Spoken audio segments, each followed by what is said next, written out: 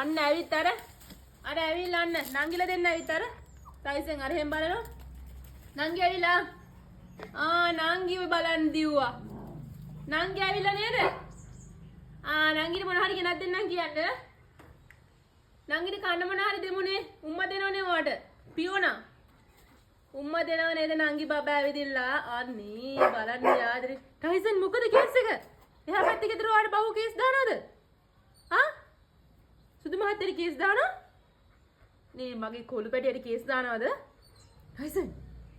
මොකද කේස් එක? අන්න පියෝනගේ ලව් එක.